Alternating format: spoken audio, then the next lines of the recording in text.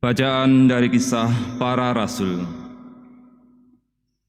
Ketika Apolos masih berada di kota Korintus, Paulus sudah menjelajah daerah-daerah pedalaman Asia dan tiba di Efesus. Di situ didapatinya beberapa orang murid. Katanya kepada mereka, "Sudahkah kamu menerima Roh Kudus ketika kamu menjadi percaya?" Akan tetapi mereka menjawab dia, "Belum, bahkan kami belum pernah mendengar bahwa ada Roh Kudus."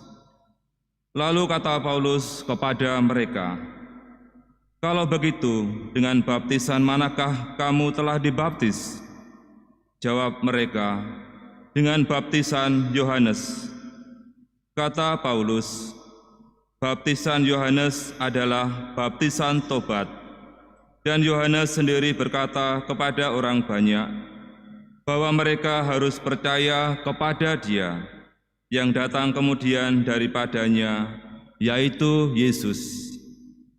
Ketika mendengar hal itu, mereka memberi diri dibaptis dalam nama Tuhan Yesus. Dan ketika Paulus menumpangkan tangan di atas mereka, turunlah Roh Kudus ke atas mereka. Dan mulailah mereka berkata-kata dalam bahasa roh dan bernubuat. Jumlah mereka adalah kira-kira 12 orang. Selama 3 bulan Paulus mengunjungi rumah ibadat di situ dan mengajar dengan berani. Lewat pemberitaannya, ia berusaha meyakinkan mereka tentang kerajaan Allah. Demikianlah sabda Tuhan. Syukur pada Allah. Hai kerajaan-kerajaan bumi, menyanyilah bagi Allah. Hai kerajaan-kerajaan bumi, menyanyilah bagi Allah. Allah bangkit, maka terseraklah musuh-musuhnya. Orang-orang yang membenci Dia melarikan diri dari hadapannya. Seperti asap hilang tertiup, seperti lilin meleleh di depan api, demikianlah orang-orang fasik binasa di hadapan Allah. Hai kerajaan-kerajaan bumi, menyanyilah bagi Allah. Tetapi orang-orang benar bersukacita, mereka beria-ria di hadapan Allah, bergembira dan bersukaria. Bernyanyilah bagi Allah, bermazmurlah bagi namanya. Namanya ialah Tuhan. Hai kerajaan-kerajaan bumi, menyanyilah bagi Allah. Bapa bagi anak yatim dan pelindung bagi para janda. Itulah Allah di kediamannya yang kudus. Allah memberi tempat tinggal kepada orang-orang sebatang kara. Ia mengeluarkan orang-orang tahanan sehingga mereka bahagia. Hai kerajaan-kerajaan bumi, menyanyilah bagi Allah. Haleluya, haleluya, haleluya, haleluya, haleluya, haleluya. Haleluya, haleluya,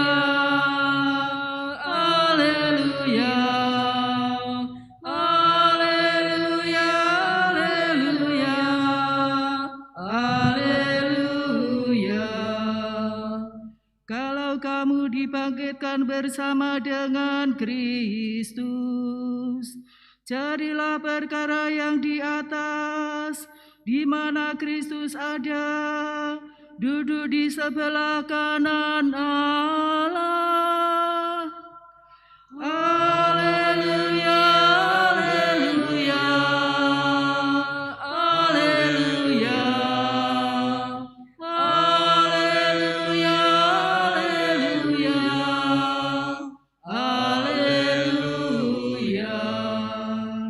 Tuhan bersamamu dan bersama rohmu. Inilah Injil suci menurut Yohanes. Dimuliakanlah Tuhan.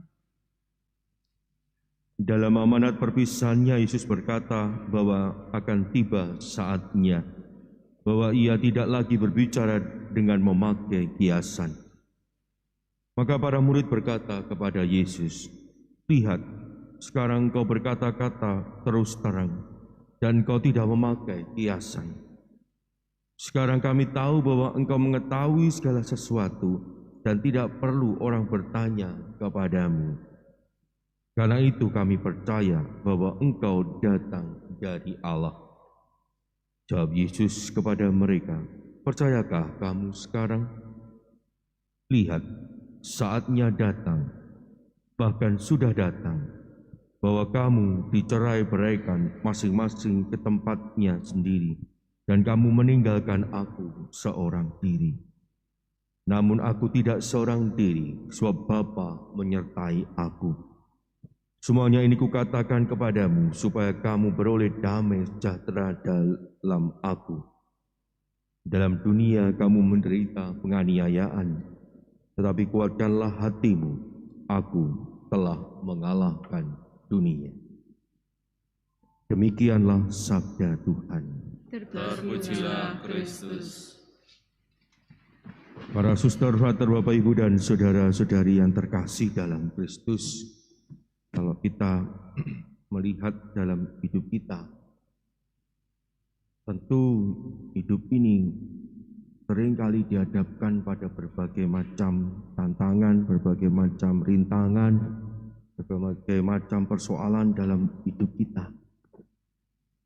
Dan coba kita bayangkan ketika itu menimpa kita, kita tidak memiliki siapa. Kira-kira apa yang akan kita rasakan? Tentu penderitaan itu, tentu cobaan itu akan semakin berat. Karena kita berjalan sendirian dan kita menanggungnya sendirian. Dan bayangkan lagi kalau kita ketika mengalami itu semua tidak sendirian, tetapi ada yang menemani kita, ada yang menghibur kita, ada yang bersama dengan kita, ada yang menguatkan kita. Kira-kira apa yang akan kita rasakan? Tentu permasalahan yang kita hadapi menjadi ringan. Tentu segala sesuatu yang kita sedang lalui menjadi mudah.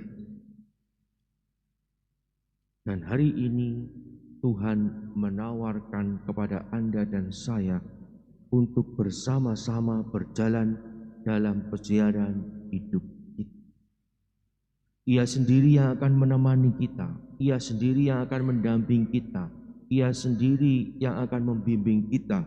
Dan dalam bacaan Injil Dia telah mengatakan, "Dalam dunia kamu menderita penganiayaan, tetapi kuatkanlah hatimu, aku telah mengalahkan dunia."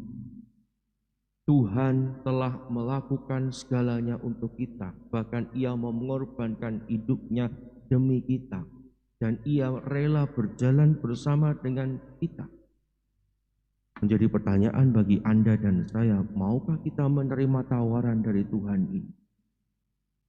Maukah kita berjalan bersama dengan Tuhan?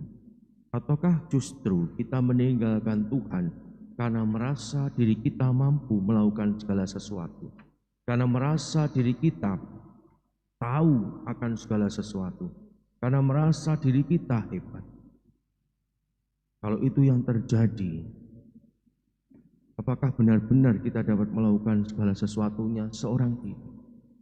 Bukankah yang kita lakukan semata-mata semuanya berasal dari Tuhan?